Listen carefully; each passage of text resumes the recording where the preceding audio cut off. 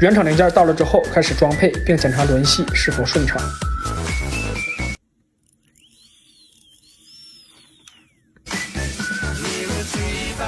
至于强迫症最关键的环节来了，清洗外观，然后装上表壳。